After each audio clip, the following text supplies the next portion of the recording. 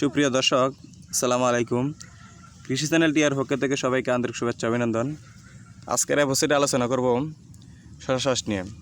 গ্রীষ্মকালীন শশা একই বেডে দুইবার শশা চাষ কীভাবে করবেন, আর এই মালচিং পেপার না উঠে আপনারা কীভাবে সার দিবেন এবং জমিটাকে কীভাবে প্রস্তুত করবেন, A to Z সম্পূর্ণ আলোচনা করব এই এপিসোডে। তো শুরুতে আমি বলি, প্রথম যে শশার বেড ছিল, আগে যারা শশা লাগাইছিলেন অথবা অন্য কিছু আবার চাচ্ছেন একই বেডের মধ্যে, যারা মালচিং পেপার আছে, যারা মালচিং পেপারে এবং একই বেডের মধ্যে আবার শশা দিতে চাইতেছেন, তারা আসলে কীভাবে দিবেন। আসলে মূলত এই মালচিং পেপারগুলো দেখতেছেন, এই মালচিং পেপারগুলো তোলার কোনো দরকার নেই। আর এখন হচ্ছে বর্ষাকাল, প্রচুর পরিমাণ ঘাস, ঠিক আছে। এই দেখেন কী পরিমাণ মানে ঘাস যে মানে বলার বাহিরে। হ্যাঁ, তখন কথা হচ্ছে আপনারা প্রথমত আপনারা ঘাস বিষ দিয়ে আপনারা ঘাসগুলা মানে মেরে দিবেন, ঠিক আছে। ঘাসগুলা মানে মেরে ফেলে তারপরে এই যে মালচিং পেপারটা আগে তো ছিদ্র আছেই। হ্যাঁ, আগে যে শশা লাগাইছিলেন ওই মাছা দেখেন, ঠিক আছে, এই মাছাগুলো দেখেন আছে সেম টু সেম মাছা।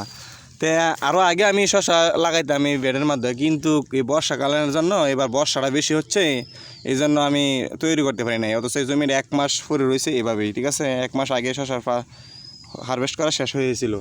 তো আপনারা কী করবেন, এই মালচিং না তুলে এই মালচিং কীভাবে তুলবেন। এখন যদি আপনারা এই মালচিং তুলতে দেন, তো এই মালচিং পেপার ছিঁড়ে দেবে। কেন লাগি, এখন বর্ষাকালীন প্রচুর পরিমাণে ঘাস, এই যে দেখেন মানে কী পরিমাণে ঘাস, এই ঘাস ছুড়ায় আপনারা যদি এই মালচিং পেপার উঠান, এই যে ঘাস ছুড়ায় মালচিং পেপার উঠান আপনারা, তাহলে দেখা যাচ্ছে কি মালচিং পেপার অর্ধেক ছিঁড়ে দেবো। হ্যাঁ, তো আপনারা না উঠে কী করবেন, এই যে ছিদ্রগুলো আছে, প্রথমে আগে তো সার দিয়েছিলেন, আর শশার কিন্তু সব সার সে একসাথে মানে খাইতে পারে না কিন্তু। হ্যাঁ, যে প্রথমে যে সারগুলো দিয়ে দেন, এই সারগুলো পর্যাপ্ত পরিমাণ সে মানে শোষণ করতে পারে না, সেই অর্ধেক খাবার কিন্তু কি মাটিতে থাকে। তা আর কিছু খাবার আপনারা আবার দিতে হবে। আবার কী কী খাবার দেবো, আগে সেম টু সেম আগে যে খাবারগুলো দিয়েছিলেন আবার সেম সেই খাবারগুলো আবার এক জায়গায় মিক্স করবেন, ঠিক আছে। মানে পরে আবার বলে রেখে মিক্স করে তারপরে কী করবেন, এই যে ছিদ্রগুলো আছে না, এই ছিদ্র সার আমি তো সার দিয়ে দিছি, অন্ত আমি প্র্যাকটিক্যালভাবে দেখাতে পারতেছি না। ধরেন এই যে আমি এখান থেকে একটু সার নিলাম, ধরেন এই মাটিটা এটা সার ধরেন, তো সারটা 1 মুঠ সার নেবেন, ঠিক আছে। হাতের মুঠে ধরিয়া মানে 1 মুঠ সার মানে 2টা এই এর মধ্যে দিবেন, গর্তের মধ্যে দিবেন। হ্যাঁ, 1 মুঠ সার এভাবে ভিতরে দিয়া আপনি ভিতরে হাত হারায় বা চারদিক দিয়ে দিবেন, বাদে পরে দিয়া পরে শ্রেণী আছে না, এই যে শ্রেণী, এই শ্রেণীগুলা দেওয়া আমরা এটা শ্রেণী বলি। এই যে দেখেন এইগুলা রড দিয়ে তৈরি করা হয়েছে। এইগুলা দিয়ে আপনারা পরে যেহেতু মাটিটা এখানে যেহেতু শক্ত থাকবো, তা আপনারা আবার করে নেবেন, ঠিক আছে। আমি এই যে বীজ লাগাই দিছি, তো এই বীজ বাইসে গেছে। এই আপনারা এইভাবে মানে হালকা অনেক সুন্দর করে মাটিটা নরম করে নেবেন, নরম করে তারপরে আবার একটু হালকা আতায়া দিবেন, আতায়া দিয়ে আবার মাটিটা জুজুরি করে দেবেন, জুজুরি করিয়া, ঠিক আছে। তো এর যে সারটা দিয়েছিলেন, সারটা অবশ্যই 2-3 দিন আগে দিয়ে রাখবেন, ঠিক আছে। সারটা দিয়ে রাখবেন, ফরাফরা যে জোরে করে মাটিটা, তারপরে শশার বীজ আপনারা রোপণ করে দেবেন। হ্যাঁ, তাহলে একই বেডের মধ্যে কিন্তু হয়ে যাচ্ছে। তো অনেকে বলতে পারেন যে সার এইভাবে দিলেই হয়, অবশ্যই হয়, কারণ সারটা যেহেতু পড়বে, এখন যেহেতু বর্ষাকাল অবশ্যই বৃষ্টি হবে।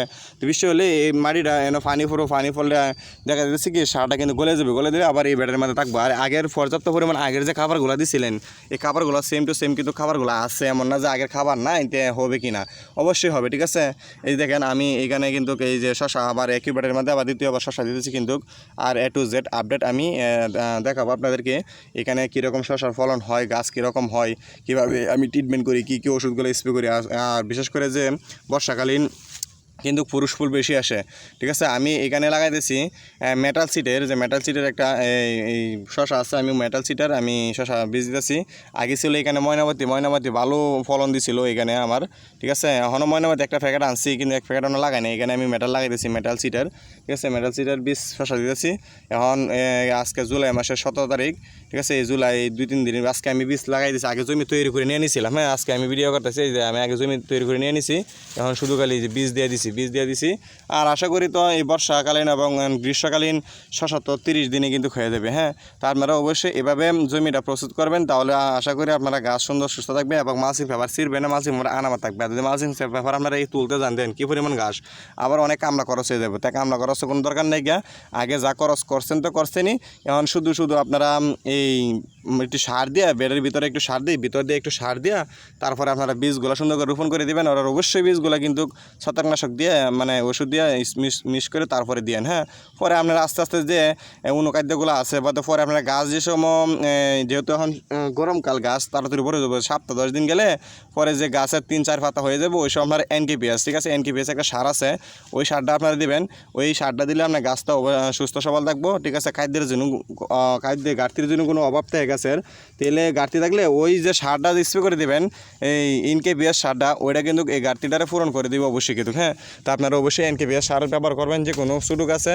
আপনারা প্রথম শীতকালে আপনারা 20 থেকে 25 দিনের মাথায় স্প্রে করবেন, আর যারা গ্রীষ্মকালীন চাষ করবেন NPK চাষটা কিন্তু অবশ্যই 3-4 পাতা হইলে তারপরে কম পরিমাণে লিটারে 3 থেকে 4 গ্রাম পরিমাণে আপনারা অবশ্যই এই স্প্রে করে দেবেন। তাহলে দেখবেন যে কোনো সারের যে ঘাটতি থাকে গাছের মধ্যে, তাহলে ওই সারটা কিন্তু NPK সারটা কিন্তু সেই ঘাটতিটা পূরণ করে নেবে অবশ্যই। হ্যাঁ, তবে আমি এখানে আবার বোরন সার দিতাম মনে হয়, আমি সব সার দিয়েছিলাম কিন্তু বোরন সার দিই নাই, সমস্যা নেই, বোরন সার আমি স্প্রে করে দিয়ে দিব, ঠিক আছে। তো বোরন সার দিয়ে দিব, কিন্তু আগের বেডে সেম আমি সার দিয়ে দিয়েছি, তবে সারের পরিমাণ আমার কমই ছিল, দিয়ে দিছি। আমার মনে হইতেছে আমি সারের পরিমাণ একটু কম দিয়ে দিছি।